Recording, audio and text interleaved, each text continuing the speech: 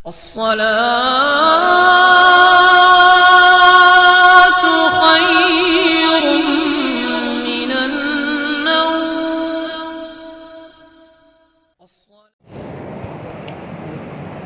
الحمد لله وكفى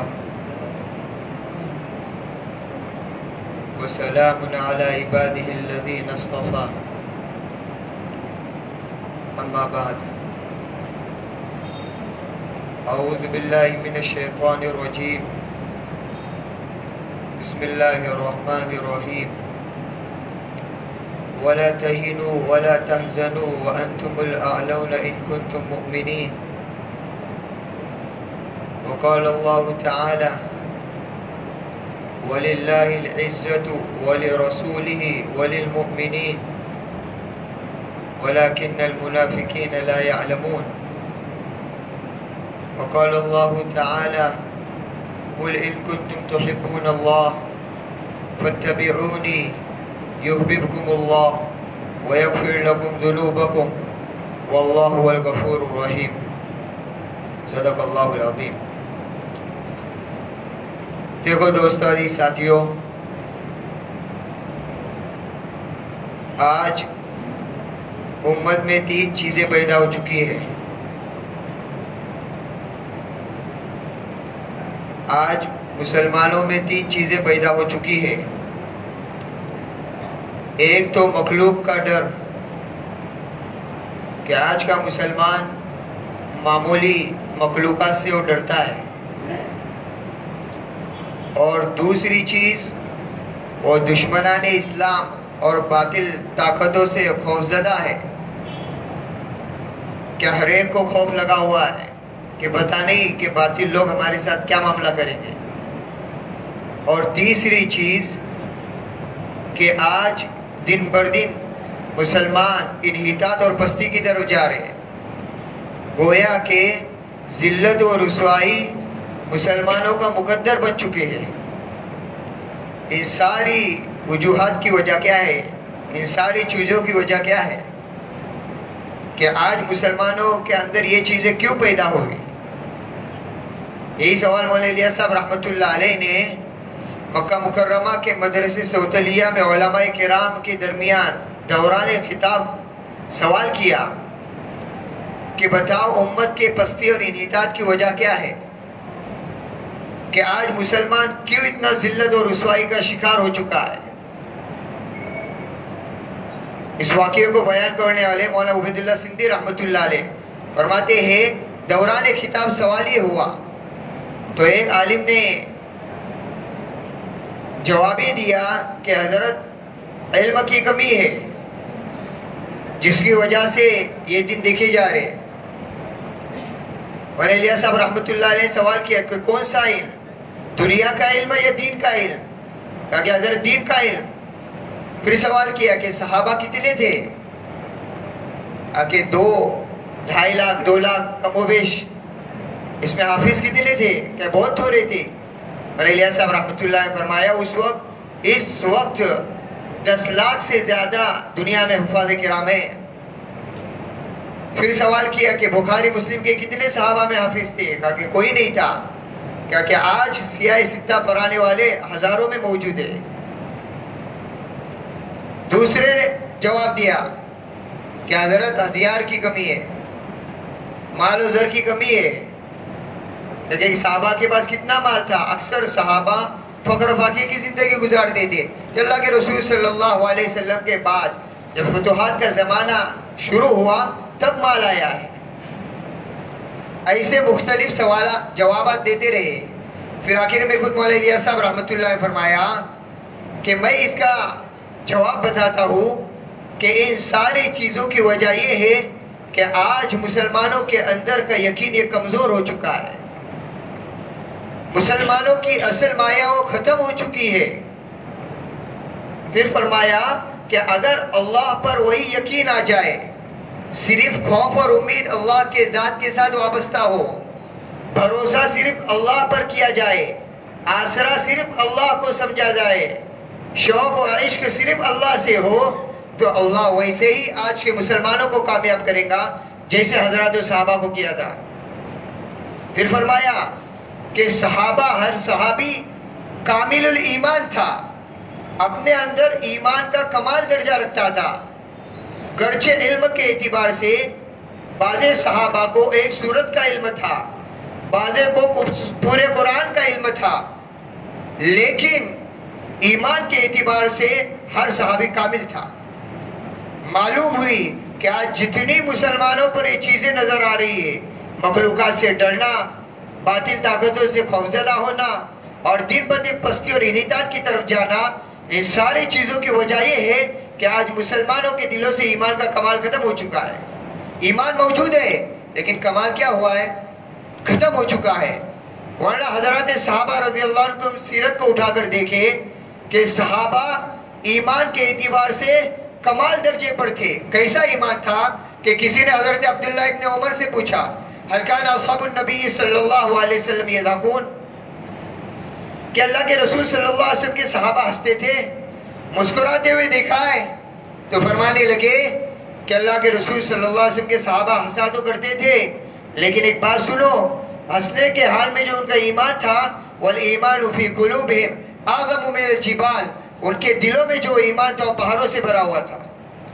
جن کے ایمان کی تعریف اللہ کے رسول کر رہے انتم نور اللہ قلبک، ہر اس تم ایسے مومن ہو کہ تمہارے دل کو اللہ نے ایمان کے نور سے روشن کیا ہے۔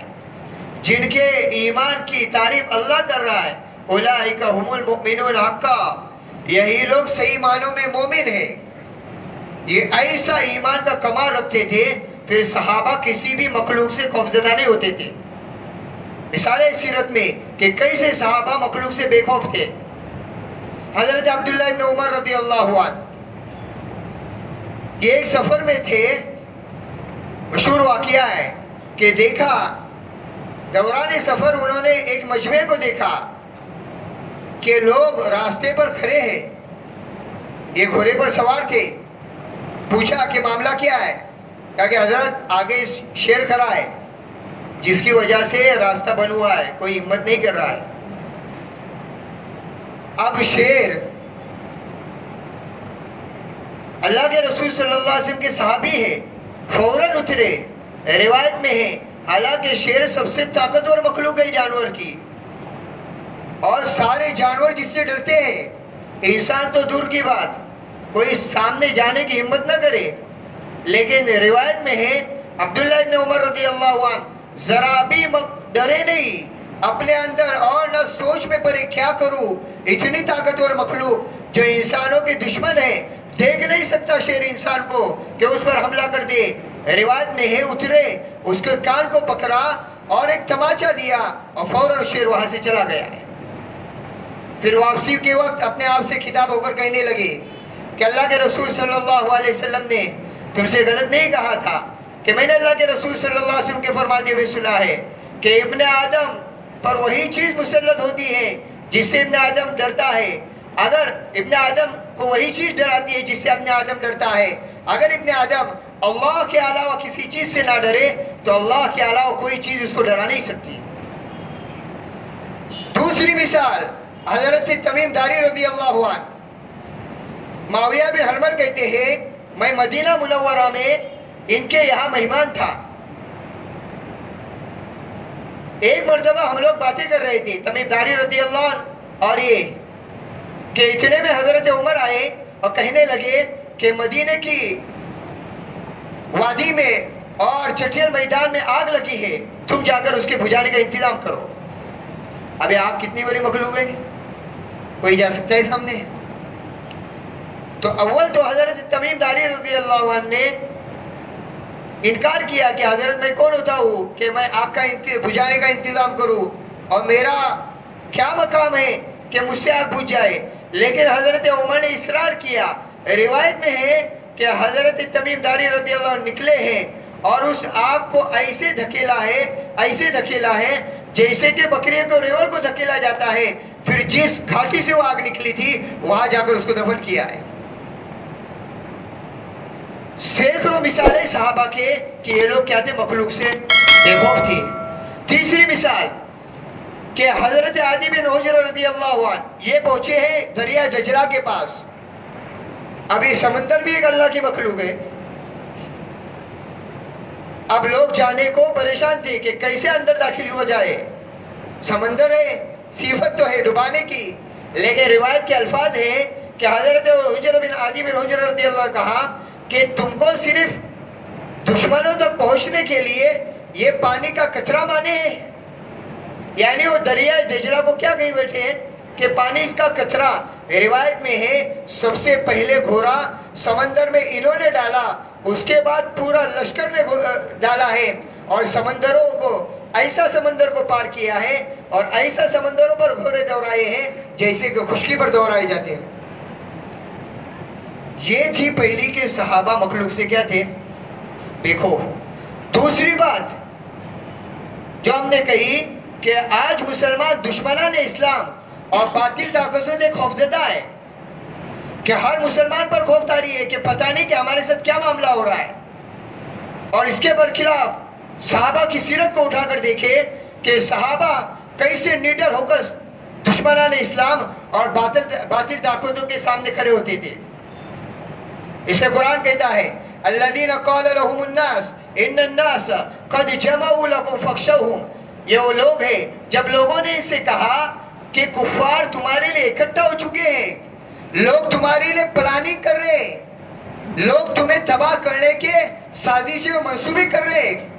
ان الناس قد جمعوا لكم فاخشوهم. ارے تم ڈرو ان سے، خوفزدہ ہو جاؤ. تو قرآن کہتا ہے جب اس کہنے پر صحابہ کا حال کیا تھا؟ فزادتهم ایمانا وقالوا حسبنا اللہ ونعم الوکیل. اس بات نے ان کے ایمان میں اضافہ کیا اور صحابہ نے برجستہ زبان سے کہا اللہ تو ہمارے لیے کافی ہے. اس کی بین مثال بدر کا واقعہ ہے کہ بدر میں باطل 3 گنا زیادہ تھا اور ان کی نکلنے کی ابتدا کیا ہوئی تھی؟ قرآن کہتا ہے وَلَا تَكُونُوا كَالَّذِينَ خَرَجُوا مِن دِيَارِهِمْ بَطَرًا وَرِئَاءَ النَّاسِ. اے مسلمانوں تم اس طرح نہ نکلو جیسے وہ کافر لوگ نکلے ہیں کہ اتراتے ہوئے اور اپنی شان و شوکت کو دکھاتے ہوئے نکلے ہیں. اب یہ پہنچے ہیں بدر اور یہاں پر باطل 3 گنا مسلمانوں سے زیادہ ہے، تعداد میں، اسباب میں اور ہتھیار میں. یہاں پر 313 ہے تو یہاں پر کفار 1000 ہے. صحابہ کا اسباب کے اعتبار سے یہ حال تھا کہ 2 گھوڑے 70 اونٹ اور عام طور پر صحابہ فاقے زدہ تھے. اور ہتھیار کا یہ معاملہ تھا کہ کسی کے پاس تلوار ہے تو کمان اور نیزہ نہیں ہے، اور کسی کے پاس کمان ہے اور نیزہ ہے تو اس کے پاس تلوار نہیں ہے. لیکن ان میں سے کفار اور باطل میں سے ہر ایک بہترین سواری پر سوار تھا، زیورات گلے میں لدے پڑے ہوئے تھے، اور علماء نے آگے لکھا کہ عمدہ زرہیں پہنے ہوئی تھی اور یہ سامنے کھڑے ہیں اور یہاں پر یہ نہایت 313 ہے. لیکن اب اللہ نے ان کی مدد کی. قرآن کہتا ہے استستغیثون ربکم فاستجاب لکم انی ممدکم بألف من الملائکۃ مردفین. اللہ نے کہہ دیا کہ رسول ہم تمہارے 1000 فرشتوں سے مدد کریں گے. اللہ کے رسول صلی اللہ علیہ وسلم نے فرمایا کہ دیکھو یہ جبرائیل ہیں جو گھوڑے کی لگام پکڑے ہوئے ہیں اور سامان جنگ سے اور یہ آراستہ ہے. یعنی ایک روایت کہ اللہ کے رسول صلی اللہ علیہ وسلم نے فرمایا، روایت میں ہے کہ جیسا ابلیس نے جبرائیل علیہ السلام کو دیکھا تو عمر بن وہاب کا ہاتھ پکڑا تھا، زور سے جھٹک دیا اور بھاگ گیا. حضرت عبداللہ بن عباس کہتے ہیں کہ بدر کے دن ہم میں سے کوئی ایک شخص مسلمان نے مشرک پر حملہ کیا تو پیٹھ اوپر سے کورے کی آواز اور ایک گھوڑے کی آواز آئی. کوئی کہہ رہا تھا یہ حضوم حضرت جبرائیل علیہ السلام کا گھوڑے کا نام ہے. تو دیکھا گیا کہ اس مشرک مر کر آگے پڑا ہوا ہے اور اس کے کان اور چہرے پر کورے کے نشان پڑے ہوئے. سہل بن حنیف فرماتے ہیں کہ بدر کے دن ہم میں سے کوئی کسی مشرک کی طرف اشارہ کرتا، اس پر تلوار پہنچنے سے پہلے اس کی گردن دھڑ سے الگ ہو کر زمین پر گرتی تھی. یہ کس وجہ سے مدد ہوئی کہ صحابہ ان کے سامنے ڈٹے رہے اور باطل کے سامنے بے خوف ہوا کرتے تھے. دوسری مثال کہ تنے تنا رستم کے دربار میں پہنچے ہیں ربی بن عامر رضی اللہ عنہ. جب یہ پہنچے ہیں اس کے دربار کی یہاں لشکرگاہ کی طرف روکا اس کو اور آنے کی خبر دی. رستم نے درباریوں سے مشورہ کیا کیا جائے کہ فوج سامنے رکھ کر خوفزدہ کیا جائے یا ہے کہ سارے خزانے قیمتی رکھ کر خوفزدہ کیا جائے؟ درباریوں نے مشورہ دیا کہ نہیں، زیب و زینت کے سامان لائے جائیں اور پورا خزانہ ان کے سامنے رکھا جائے تاکہ یہ عرب لوگ ان خزانوں اور زیب و زینت کو دیکھ کر مرعوب ہو جائے، ڈر جائے۔ سارا خزانہ سجایا گیا، خود رستم سونے کی کرسی پر تخت پر بیٹھا، سونے کا تاج اس کے سر پر رکھا گیا اور پورا دربار سجایا گیا، 2 صفیں لگائی گئی اور تکیے اور قالین لگائے گئے اور ان کو اندر آنے کی اجازت دی۔ یہ آئے اندر، جیسے پہلے قالین کے یہاں پہنچے ہیں تو اس دربار والوں نے ان کو روکا کہ آگے اس کے آگے نہ جاؤ، لیکن ربیع بن عامر رضی اللہ عنہ آگے چلے گئے، یہاں تک کہ ان کا پورا گھوڑا جب اس قالین پر آیا ہے تو انہوں نے گھوڑے سے اترے ہیں اور ہتھیار ان کے ساتھ تھے۔ دشمن کہنے لگے ہتھیار یہیں پر رکھ کے جاؤ، کہنے لگے خود سے نہیں آیا ہوں، بلایا گیا ہوں، ہتھیار لے کر جاؤں گا، اجازت ہوتا ہوگا ورنہ واپس چلا جاؤں گا۔ رستم کے سامنے بات آئی، کہا کہ ایسے ہی آنے دو۔ روایت میں ایک بہترین قالین بچھی ہوئی، انہوں نے اس پر تلوار رکھی اور چھوٹے چھوٹے قدم رکھتے ہوئے چلتے گئے اور پوری قالین انہوں نے پھاڑ دی اور گھوڑے کی لگام کو جو سونے کے دھاگے سے بنے ہوئے تکیے تھے اس کو پھاڑ کر اس کی لگام کو اس پر باندھ دیا اور جا کر اس کے سامنے بیٹھ گئے۔ یہ اللہ کا تنے تنا بندہ تھا جو ان سارے شان و شوکت کے باوجود اور ایسی باطل طاقتوں کے باوجود حضرات صحابہ ایسے بے خوف ہوا کرتے تھے۔ اور تیسری چیز ہم نے کہی کہ دن بدن مسلمان پستی اور انحطاط کی طرف جا رہے، ذلت اور رسوائی گویا کہ مقدر بن چکا ہے۔ اب ہم آئے صحابہ کی زندگی کی طرف کہ اس میں بھی ان کی مثال ہے کہ صحابہ عزت کی چوٹی پر پہنچے ہوئے تھے اور ایسی عزت اور ایسی محبوبیت کہ انسان تو انسان، درندے بھی ان کی عزت کرتے تھے اور ان کے دلوں میں بھی ان کی محبوبیت تھی۔ حضرت عقبہ بن نافع رضی اللہ عنہ یہ پہنچے افریقہ کے جنگل میں، روایت میں ارادہ کیا کہ جنگل کو خالی کر کے ہم شہر آباد کریں۔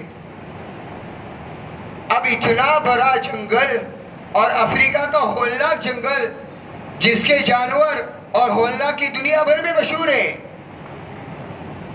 لوگوں نے کہا اتنے آسانی سے آباد نہیں ہوگا، لیکن عقبہ بن نافع رضی اللہ عنہ چونکہ صحابی رسول ہے، کیا کہا؟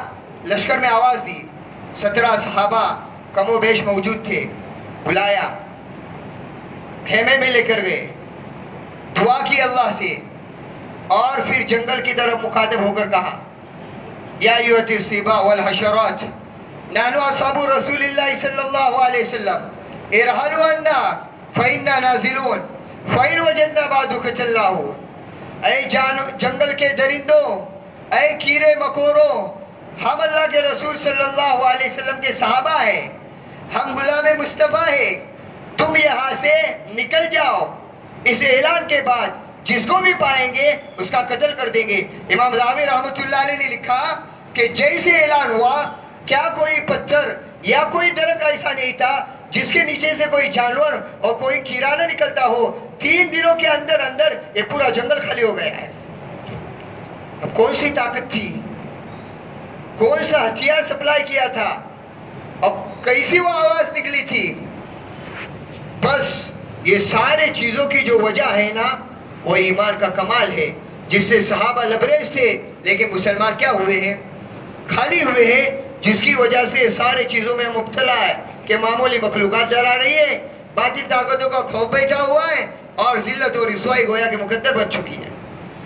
اس لیے لیکن نا امیدی نہیں ہے، ہر وقت امید ہے، صبح قیامت تک اس امت سے امید لگائی جائے گی کہ آج بھی ہم چاہتے ہیں کہ جو حضرات صحابہ کو چیزیں حاصل تھی اور جو ان کی شان و شوکت اور جو رعب و دبدبہ تھا صحابہ کو، وہ آج امت کو دوبارہ نصیب ہو جائے، امت دوبارہ اسے سطح پر آ جائے، دوبارہ اپنی شان و شوکت کو زندہ کرے۔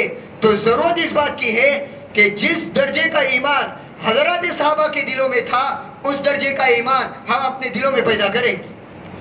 وہ کیا تھا؟ وہ ایمان کمال درجے کا جس کا مطالبہ قرآن کریم نے ہر ایمان والے سے کیا ہے۔ یا ایھا الذین آمنوا آمینو باللہ و رسولی، اے ایمان والو آمینو، تفسیر مظہری بھی لکھا ہے آمینو، اب اپنے اندر وہ ایمان پیدا کرو 2 درجے کمال تک پہنچ جائے، یا کہ مطلب ہے کہ تم حقیقی معنوں میں مومن بن جاؤ۔ اور قرآن کریم نے یہی کہا ہے وَلَا تَهِنُوا وَلَا تَحْزَنُوا وَأَنْتُمُ الْأَعْلَوْنَ، مسلمانوں دیکھو بے دل نہ ہونا، خوف زدہ نہ ہونا، ارے تم ہی دنیا میں سربلند رہو گے، عزتیں تمہاری قدم چومیں گی، تم کہیں پر ذلت اور رسوائی کا شکار نہ ہوں گے، لیکن ساتھ میں شرط لگائی ان کنتم مؤمنین، اگر تم صحیح معنوں میں مومن ہو۔ دوسری جگہ پر فرمایا وَلِلَّهِ الْعِزَّةُ وَلِرَسُولِهِ وَلِلْمُؤْمِنِينَ، ارے دنیا میں عزت کس کے لیے؟ کافروں کے لیے، مشرکوں کے لیے، یہود و نصارہ کے لیے نہیں، عزت ہے تو اللہ اور رسول و مومنوں کے لیے۔ لیکن ہر جگہ پر وہی بات آئیں گی کہ مومن سے مراد کاملین ہے کہ جن کے دلوں میں کیا ہو ایمان کا۔ اب یہ سوال ہے کہ ایمان کا کمال ہمارے اندر پیدا کیسے ہوگا، وہ طاقت کیسے پیدا ہوں گے ہمارے اندر جو حضرت صحابہ کے اندر تھی۔ دیکھو ایمان کو کمال درجے تک پہنچانے کے بہت سے طریقے ہیں، انکار نہیں ہے، ان میں سے ایک طریقہ کہ ایمانیت کی تذکرہ کی جائے۔ اسے مولانا یوسف صاحب رحمۃ اللہ علیہ فرماتے تھے کہ ابھی کلمہ ذکر میں ہے، تذکرے میں نہیں ہے، حالانکہ ایمان کا کمال ایمان کے تذکروں سے پیدا ہوتا ہے کہ ایمانیت کی تذکرے کیے جائے کہ اللہ کیسے ہیں، کیسے کرنے والے ہیں، دنیا کے نظام کو کیسے چلاتے ہیں۔ قرآن نے 2 صفت اللہ کے بیان کی اور دوسرے بھی صفت بیان کی، ان اللہ سمیع بصیر، کہ اللہ سننے والا اور دیکھنے والا ہے۔ کہ اللہ کیسا سننے والا ہے؟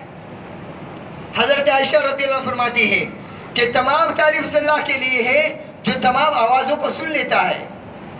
کہ حضرت خولہ بنت ثعلبہ کہ اللہ کے رسول صلی اللہ علیہ وسلم کی خدمت میں آئی اور اپنے شوہر کے جھگڑے کی شکایت کر رہی تھی کہ اللہ کے رسول میرے شوہر نے مجھ کو طلاق دیا ہے، اور چونکہ اس وقت آیا نہیں تھا انتی علیہ ظہر امی، حکم نہیں آیا تھا، تو اللہ کے رسول صلی اللہ علیہ وسلم خاموش تھے۔ حضرت عائشہ فرماتی ہے وہ اللہ کے رسول سے باتیں کر رہی ہے، میں کمرے کے کونے میں ہوں، مجھے کچھ بات آ رہی ہے اس کی آواز، کچھ نہیں آ رہی۔ ایک روایت اور ایک روایت میں ہے کہ اس کی مجھے آواز نہیں آ رہی تھی، پر اللہ نے اس کی آواز کو عرش پر سن لیا اور قرآن کی آیت نازل کی قد سمع اللہ قول التی تجادلک فی زوجہا وتشتکی الی اللہ واللہ یسمع تحاورکما ان اللہ سمیع علیم۔ یہاں پر حضرت عائشہ بات نہیں سن رہی، اور کون سن رہا ہے؟ اللہ سن رہا ہے۔ ایک تو اللہ سمیع ہے، اور دوسری صفت کہ بصیر، اللہ دیکھنے والا ہے، کائنات کا ذرہ ذرہ یہ اللہ کی نگاہ کے سامنے ہے۔ سمندر کے تہہ میں کیا ہے وہ بھی اللہ کی نگاہ کے سامنے ہے۔ پہاڑوں کے اندر اور پتھروں کے اندر کیا چیزیں ہیں وہ بھی اللہ کی نگاہ کے سامنے ہے۔ میری اور آپ کی نگاہ کہاں تک کام کرے گی؟ ظاہر کو دیکھیں گی، دیوار کو دیکھیں گی، دیوار کے اندر کیا ہے اس کو ہم دیکھ نہیں سکتے۔ پتھر ہے، پتھروں کے اندر کیا ہے ہم اس کو دیکھ نہیں سکتے، پر ہمارے اللہ ایسا ہے جو اندر کے چیزوں کو بھی ایسا دیکھتے ہیں جیسے باہر کوئی چیز ہو۔ علامہ آلوسی رحمت اللہ علیہ نے وَمَا مِن دَابَّةٍ إِلَّا عَلَى اللَّهِ رِزْقُهَا کے ذیل میں ایک واقعہ بیان کیا۔ واقعہ مشہور ہے کہ موسیٰ علیہ السلام کے دل میں خیال آیا کہ اللہ مخلوق کو روزی کیسے پہنچاتی، لیکن ہم یہاں پر یہ بتائیں گے کہ اللہ پتھروں کے اندر کیسا دکھتا ہے۔ کہ موسیٰ علیہ السلام، اب بات تفسیر میں لکھا ہے کہ موسیٰ علیہ السلام کو خیال ہوا تھا جب گھر سے نکلتے تھے دعوت دینے کے لیے تو ہمیشہ گھر کے معیشت کا اور ان کے روزی کا فکر رہتا تھا، تو اس پر اللہ نے اس سے کہا تھا کہ موسیٰ پتھر پر تم لاٹھی مارو اور پھر تم دیکھو ہم کیسے مخلوق کو کھلاتے ہیں۔ مارا گئی پتھر پر لاٹھی، ایک پتھر، پھر دوسرا، پھر تیسرا، 3 پتھر کے اندر موسیٰ علیہ السلام نے دیکھا ایک کیڑا ہے اور اس کے منہ میں کیا ہے؟ ہری گھاس ہے۔ اللہ بتا رہے ہیں کہ دیکھو 3 پتھروں کے اندر کوئی اس کو دیکھ نہیں سکتا، اب کون سمجھ سکتا ہے کہ 3 پتھروں کے اندر کیا ہے، لیکن پر اللہ کی ذات دیکھ رہی ہے کہ اس کے اندر کون سی مخلوق ہے اور اس کو کون سی روزی دی جائے۔ مخلوق کو دیکھا بھی جا رہا ہے اور اس کے مناسب روزی کا انتظام بھی کیا جا رہا ہے. اور وہ کیڑا اللہ کی پاکی بیان کر رہا تھا, اور پاکی میں سب سے پہلا جملہ جو کہا ہے سبحان من یرانی, پاک ہے وہ ذات جو 3 پتھروں کے اندر مجھے دیکھتی ہے. سبحان من یرانی ویعرف مکانی وَيَرْزُقُنِي وَلَا يَنْسَانِي, پاک ہے وہ اللہ جو 3 پتھروں کے اندر مجھے دیکھتا ہے, میری رہنے کی جگہ کو جانتا ہے اور مجھے ہمیشہ یاد رکھتا ہے, مجھے کبھی بھولتا نہیں ہے اور میرے لیے ہمیشہ روزی کا انتظام کرتا ہے. یہ اللہ دیکھنے والے ہیں کہ ہر چیز اور ہر پتہ کس کی نگاہ کے سامنے ہے, وہ اللہ کی نگاہ کے سامنے ہے. تیسری صفت ہے اللہ کی, وہ علیم ہے. قرآن نے کہا ان اللہ علیم بذات الصدور, ان اللہ علیم بما یعملون, کہ جو تم کرتے ہو اللہ کی اس سے خبر ہے. کیسے اللہ جاننے والے ہیں؟ یعلم مثاقیل الجبال, پہاڑوں کے وزنوں کو جانتے ہیں. یعلم مثاقیل الجبال ومغائل البحار وعدد قطر الامطار وعدد ورق الاشجار وعدد ما اظلم علیہ اللیل واشرق علیہ النہار.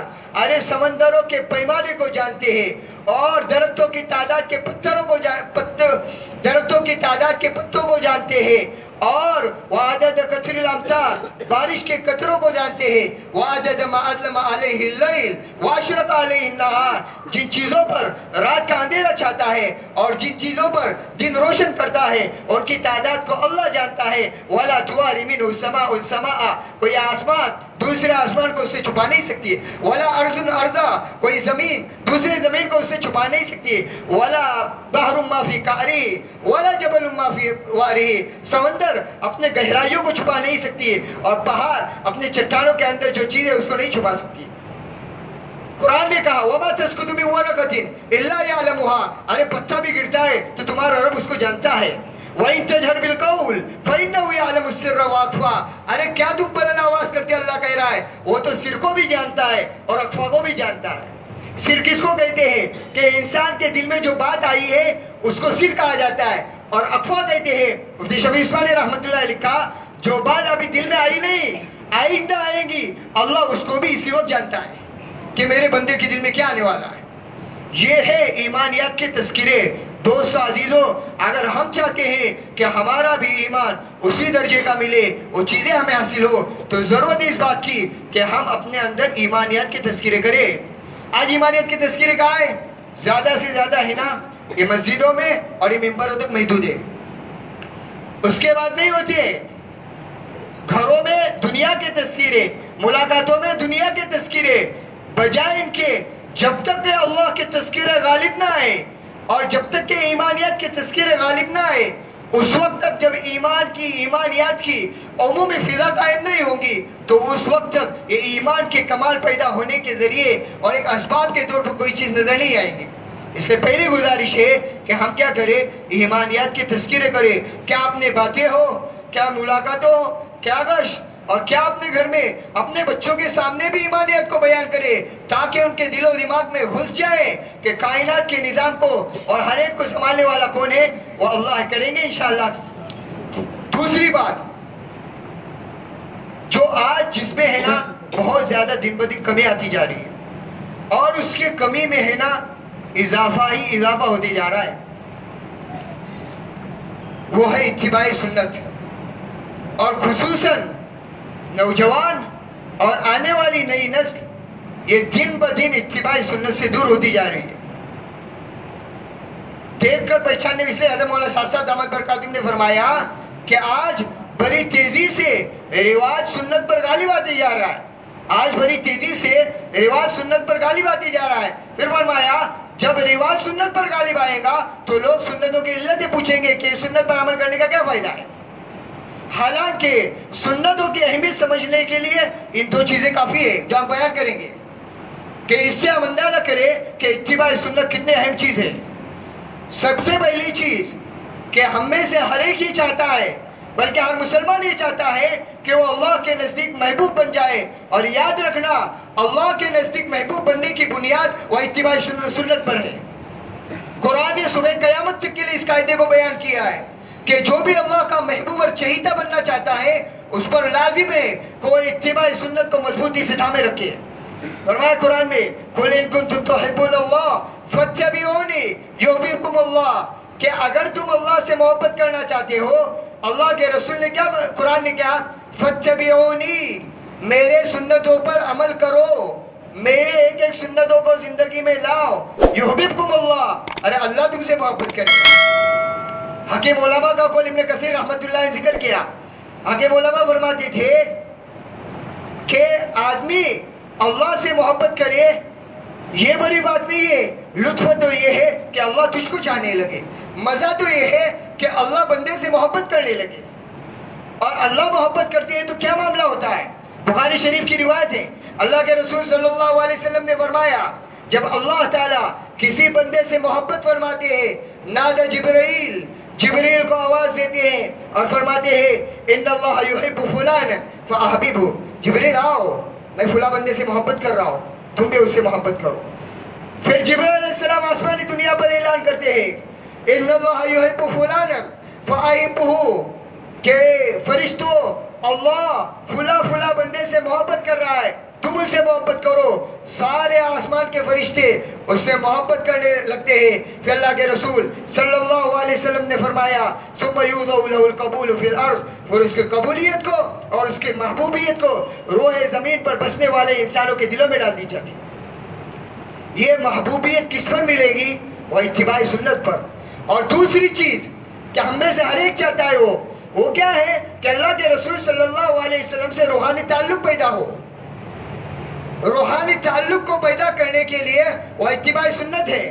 سیرت میں مثال ہے کہ حضرت معاذ بن جبل رضی اللہ عنہ کہ اللہ کے رسول صلی اللہ علیہ وسلم ان کو یمن روانہ کر رہے، اور اللہ کے رسول صلی اللہ علیہ وسلم کو معاذ بن جبل سے بڑی محبت تھی۔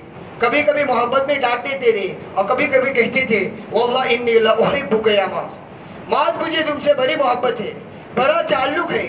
اب یمن روانہ کر رہے تھے، روانگی کے وقت اللہ کے رسول صلی اللہ علیہ وسلم کو چونکہ پہلے خبر مل چکی تھی وحی کے ذریعے کہ یہ آپ کا آخری سال ہے، آئندہ سال آپ زندہ نہیں رہیں گے، تو جاتے جاتے معاذ بن جبل کو کہا معاذ آئندہ سال تم آؤ گے، مجھے نہیں پاؤ گے، میری قبر سے گزرو گے۔ روایت میں ہے کہنا ہی تھا پہلے سے اللہ کے رسول کی محبت کتنا برداشت کرتے، آنکھوں سے آنسو جاری ہوئے، اللہ کے رسول صلی اللہ علیہ وسلم سے آنکھوں سے آنسو جاری ہوئے۔ روایت میں فوراً اللہ کے رسول صلی اللہ علیہ وسلم نے اپنا چہرہ مدینہ منورہ کی طرف کیا اور فرمانے لگے معاذ ظاہری طور پر تم سے جدا ہو رہے ہو، لیکن یاد رکھنا جو میری سنتوں پر عمل کرتا ہے وہ ظاہری طور پر مجھ سے دور رہے لیکن وہ ہر وقت مجھ سے قریب رہتا ہے، اور جو میرے سنتوں پر عمل نہیں کرتا چاہے وہ مجھ سے قریب رہے تب بھی وہ مجھ سے دور رہے۔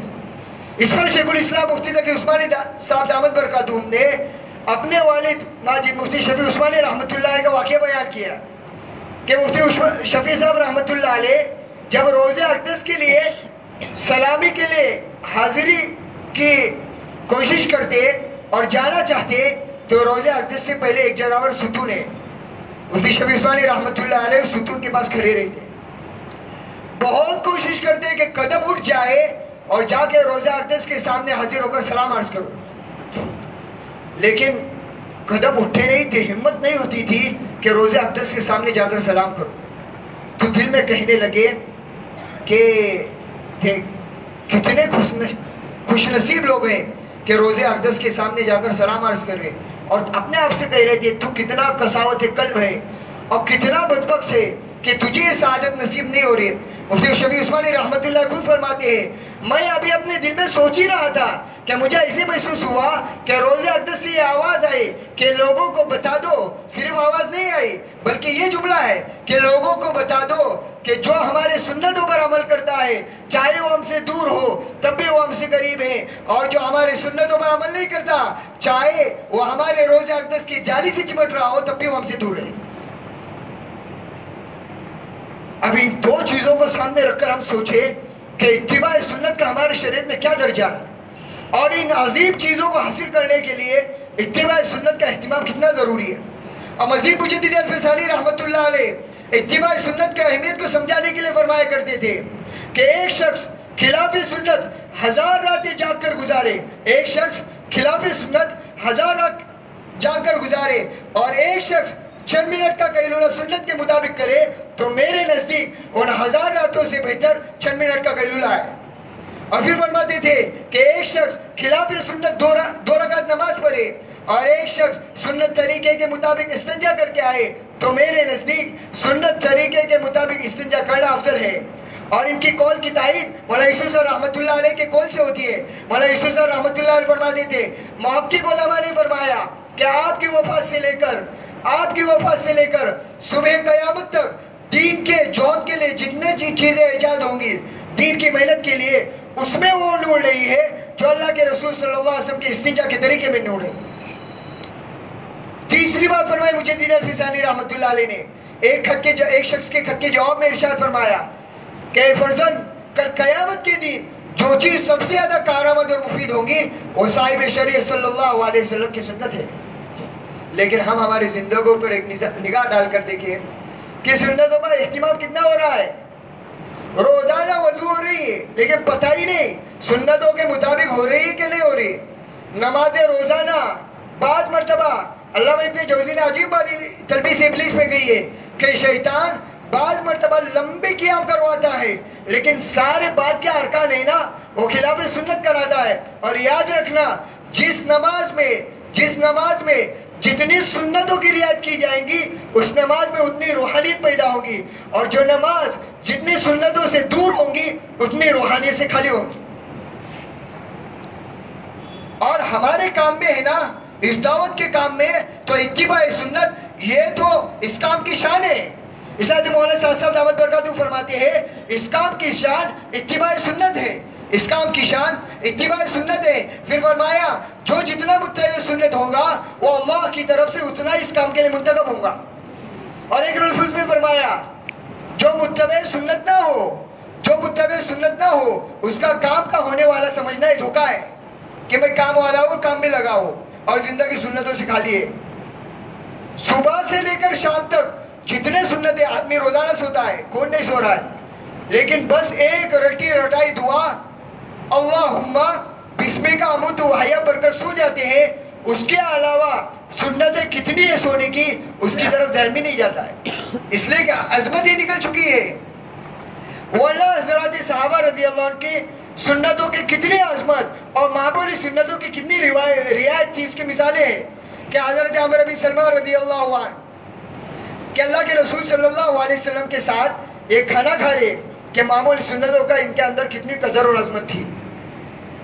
کھانا کھاتے کھاتے روایت میں ہے ان کا ہاتھ پورے پلیٹ میں گھوم رہا تھا، تو اللہ کے رسول صلی اللہ علیہ وسلم نے ان کو 3 آداب سکھائے۔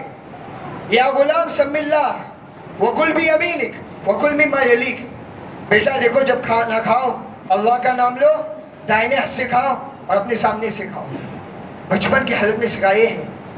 بڑے ہونے کے بعد عمر بن سلمہ رضی اللہ عنہ خود فرماتے ہیں فما زالت تلک تہمتی بعدو، جب سے اللہ کے رسول صلی اللہ علیہ وسلم نے مجھ کو یہ کھانے کے آداب سکھائے تھے اس کے خلاف کھانا کھانا مجھے معلوم ہی نہیں، زندگی بھر میں نے انہی آداب کی رعایت کرتے ہوئے کھانا کھایا۔ دوسری مثال حضرت علی رضی اللہ عنہ، عراق والوں نے اسے پوچھا کہ جنگ صفین کی رات اللہ کے رسول صلی اللہ علیہ وسلم نے تمہیں اور حضرت فاطمہ کو تسبیحات فاطمہ سکھائی تھی، کہ جنگ صفین کی رات میں وہ تسبیحات کو پڑھا تھا تم نے؟ کہنے لگے عراق والو تم پر خدا کی مار ہو، جنگ صفین کی رات میں بھی ان تسبیحات کو پڑھنا میں نہیں بھولا ہوں۔ معمولی سنتوں کی یہ عظمت اور یہ اہمیت ان کو دلوں میں تھی۔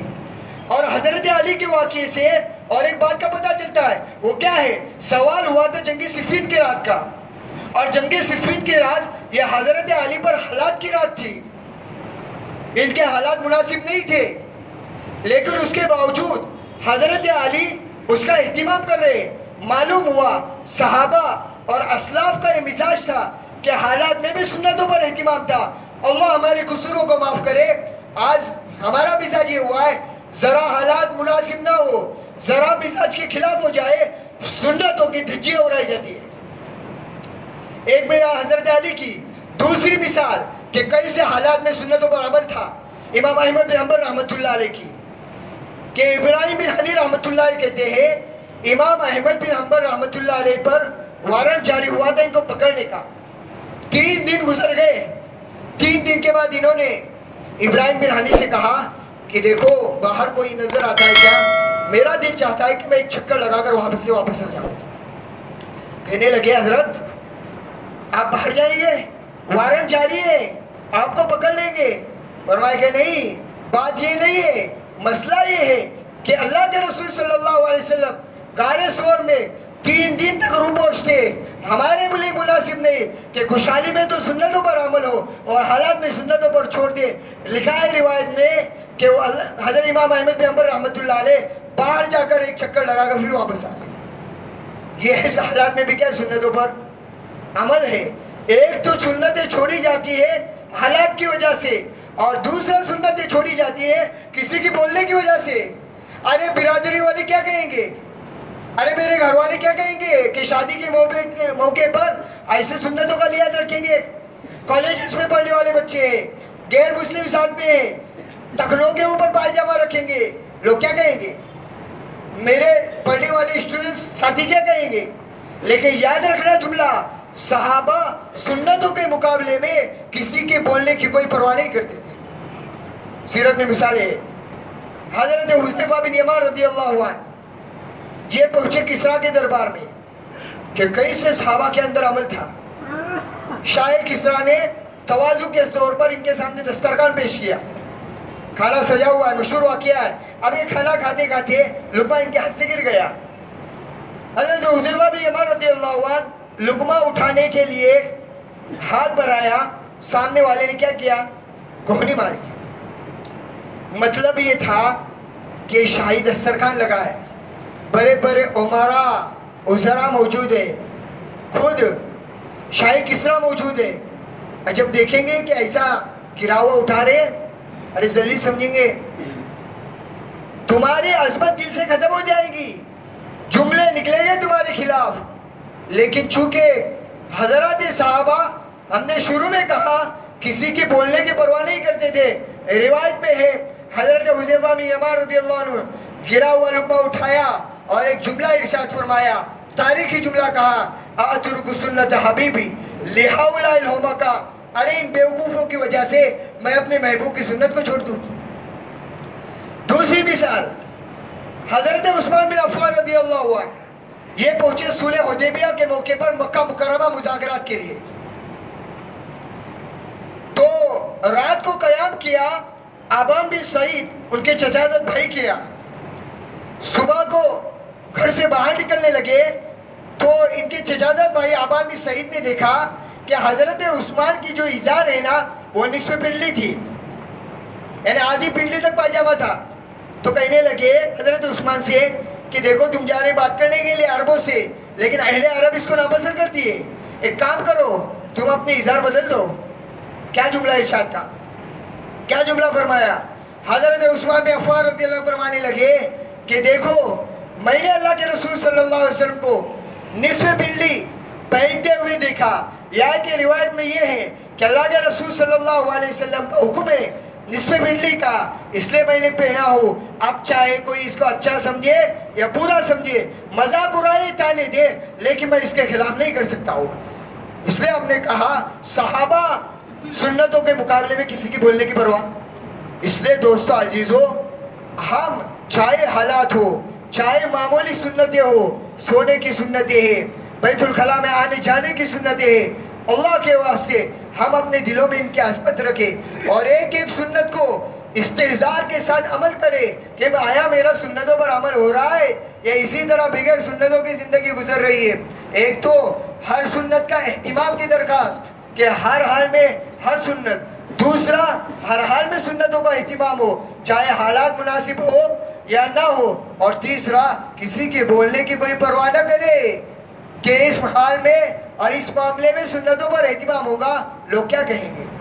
करेंगे इंशाअल्लाह। इतनी चीज़, दूसरी चीज़ और एक ये दो चीज़ें हैं ना, ये हमने अपनी ज़ात के एतबार से कहा, ये हर इंसान के अपनी ज़ात के एतबार से है कि ईमान का कमाल हर इंसान की ज़रूरत, इत्तिबाई सुन्नत वो हर अपनी ज़ात की ज़रूरत, और दूसरी एक चीज़ है वो है जिम्मेदारी के एतबार से, वो है दावत की जिम्मेदारी।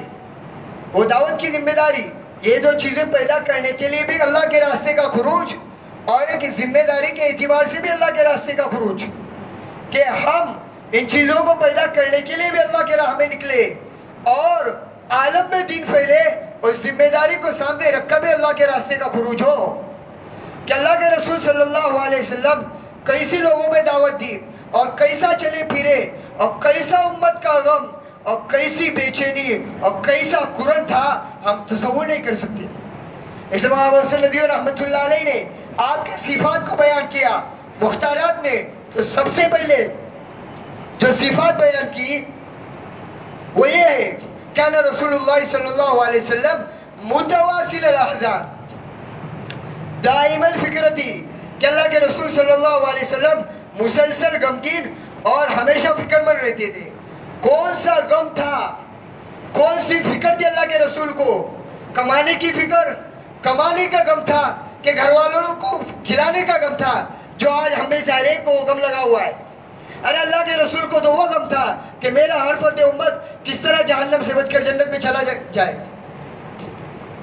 حاکم بن قیصر رضی اللہ عنہ یہ قید ہو کر آئے، ان کے امیر نے ان کو قید کیا کہ اللہ کے رسول کے ہر فرد امت پر کیسے نگاہ تھی اور ہر فرد امت کی کیسے آپ کی فکر تھی۔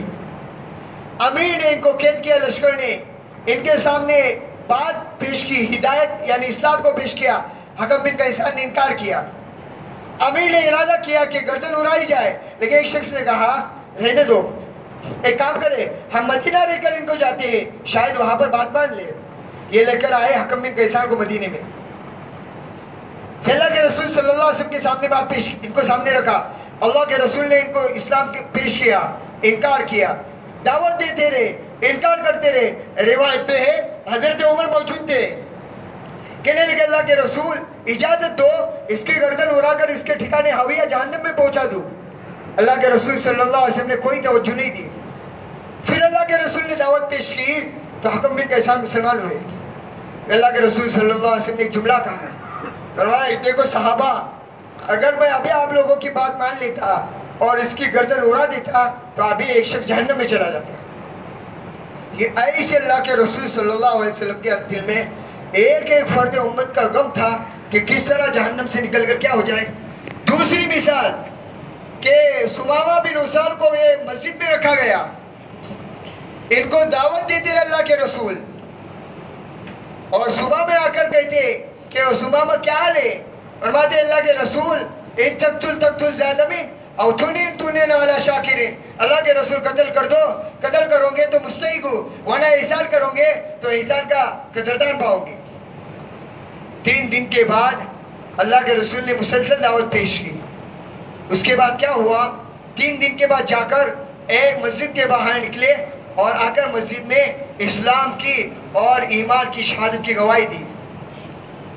اس وجہ سے مولانا صاحب صاحب دامت برکاتہم نے فرمایا کہ اگر ہم چاہتے ہیں کہ کسی کا دل اسلام کے ہدایت کی طرف کھلے تو اس کے لیے جو چیزیں ہیں، ایک تو سچی طرف جو اللہ کے رسول کی تھی، اور دوسرا دعوت پر مستسلسل یعنی مسلسل دعوت دینا، یہ انسان کے قلب کو ہدایت کی طرف مائل کرتا ہے۔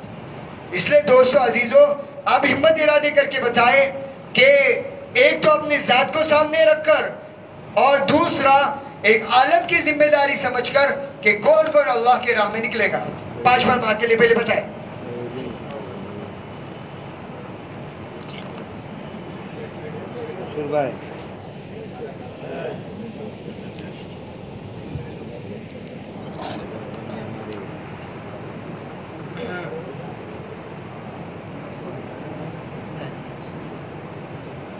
بتائیں ساتھی، ہمت ارادے کریں۔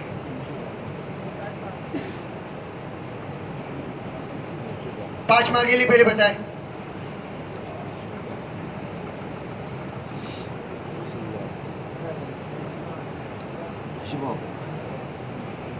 بتائیں کب کس کا ارادہ ہے؟ آئندہ مہینے یا جب بھی جماعت بنے گی 5 ماہ کی، اس وقت سے بتائیں۔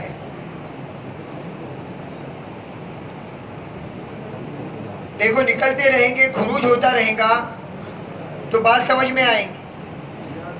جو اللہ کے رسول صلی اللہ علیہ وسلم کا غم تھا وہ غم اللہ پیدا کرے گا۔ بدون خروج کے وہ غم اور وہ فکر پیدا نہیں ہو سکتی۔ اس لیے اللہ کے رسول صلی اللہ علیہ وسلم نے اپنی حیات میں بھی اور آپ کے بعد صحابہ ملک کو روانہ ہوئے تھے، کسی صحابی کو روکا نہیں جاتا تھا۔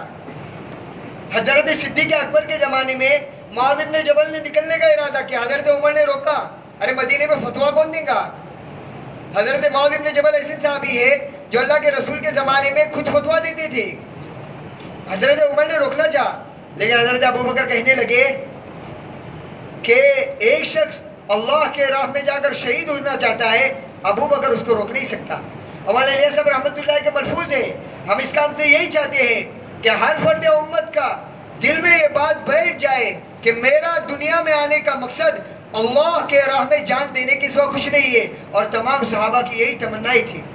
اس سے سیرت بھری ہوئی ہے اور واقعہ سنتے ہیں کہ ہر صحابی اللہ کے راہ میں شہید ہونے کے جذبات اور مواقع ڈھونڈتے تھے۔ اس لیے بتائے ہمت کرے، بتائے، اور دو نام آئے 5 ماہ کے لیے بتائے ساتھ بات کے ارادے بتائے، ابھی نقد نہ جائے ہمارے غفران بنے، اور بتائے صدیق بھائی جائیں گے، اللہ قبول فرمائے۔ دیکھو ارادہ کرنا ہمارا کام ہے، باقی نکالنے والی ذات، اسباب پیدا کرنے والی ذات وہ اللہ کی ہے، لیکن نیت تو ہم کریں۔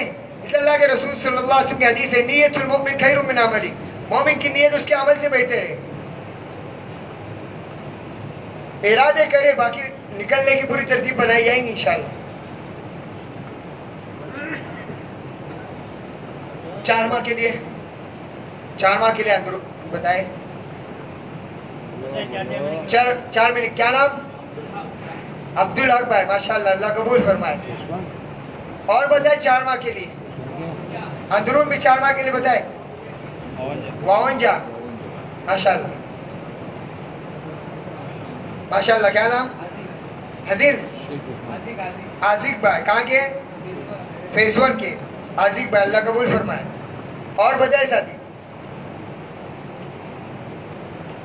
بتائے ابھی تو ماشاءاللہ 4 ماہ کی آوازیں لگ رہی ہے اور ہر طرف 4 ماہ کی خروج ہو رہے۔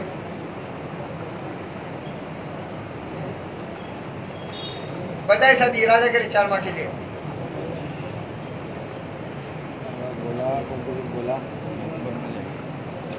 بتائے 4 ماہ کے لیے، آئندہ اگست ہے، اس کے بعد ہے، جوہر آنے والے ہیں، اس میں سے بتائے کس کا ارادہ ہوتا ہے 4 ماہ کے لیے؟ کیا نام؟ رفیق بھائی، کلمبولی، کلمبولی جامع مسجد، رفیق بھائی، رحمت مسجد۔ اور بتائے ساتھی،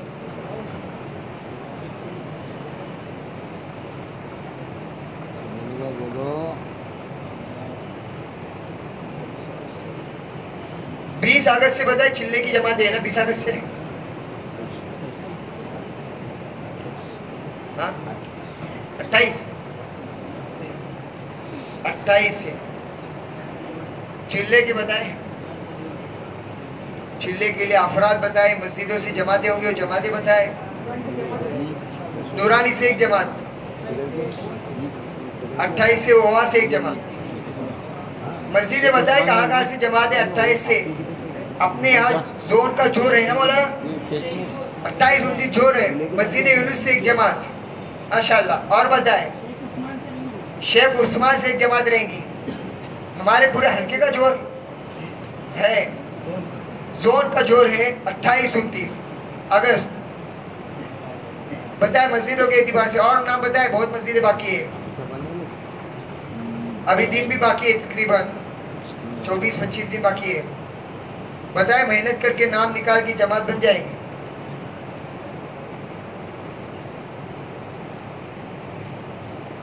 اطراف بتائے کہاں کہاں سے جماعتیں ہیں؟ وہاں سے لکھا ہے، کلمبولی، کلمبولی سے ایک جماعت، رحمت مسجد سے۔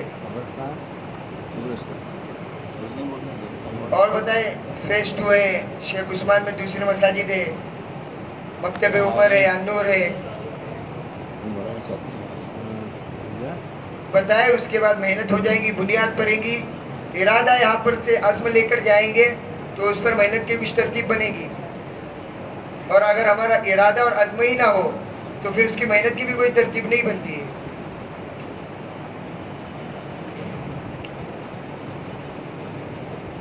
اور کہاں سے بتائیں؟ مسجدوں سے. افراد بتائیں کسی کا اگر اس میں سے ارادہ ہو. سب لگا کر آئے کیا؟ سب مسجدوں سے جماعتیں گئی کیا؟ ہاں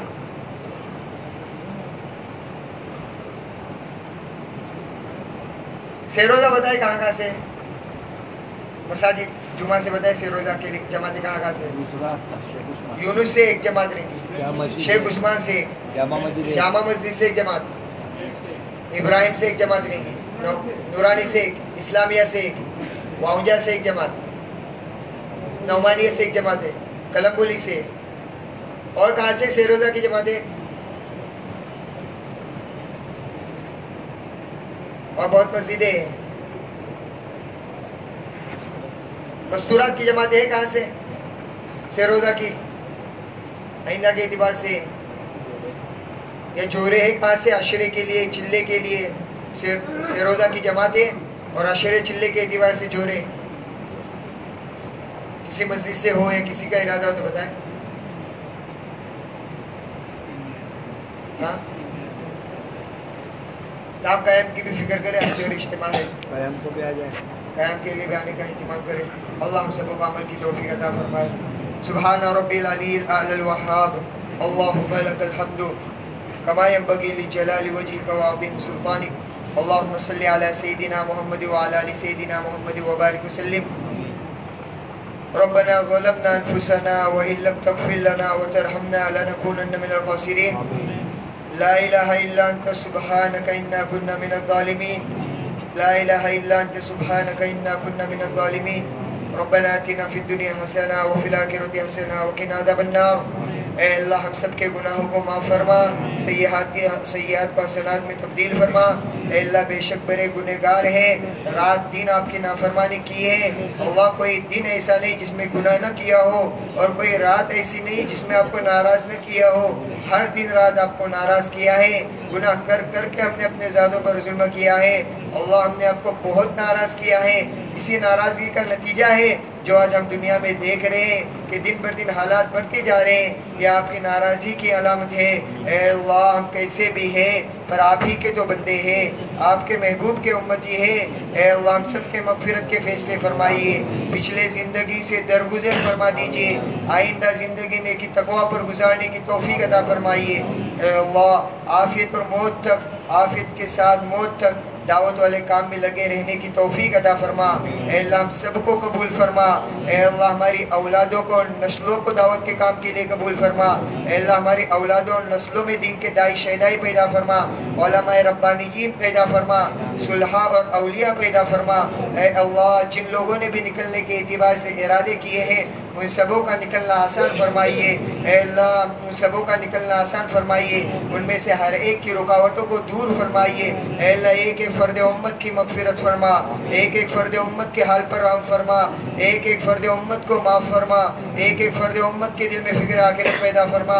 اے اللہ مسلمانوں کے حالات کو سازگار فرما. فلسطین اور غزہ کے مسلمانوں کی حفاظت فرما. اے اللہ ان کے گھروں کی، مکانوں کی، دکانوں کی، ہر چیز کی حفاظت فرما. جو شہید ہوئے ان کی مغفرت فرما کر انہیں شہادت کا مقام نصیب فرما. اے اللہ جو محفوظ ہے ان کی حفاظت فرما. اے اللہ جو مانگا وہ بھی عطا فرما. مانگنے سے جو رہے گا وہ بھی نصیب فرما. کہیں سنی باتوں پر ہم سبوں کو عمل کی توفیق عطا فرما. ان تمام دعاؤں کو اپنے رحمت سے قبول و منظور فرمائیے. وصلی اللہ تعالی وسلم علی حبیبہ سیدنا محمد وعلی آلہ وصحبہ اجمعین. آمین برحمتک یا ارحم الراحمین.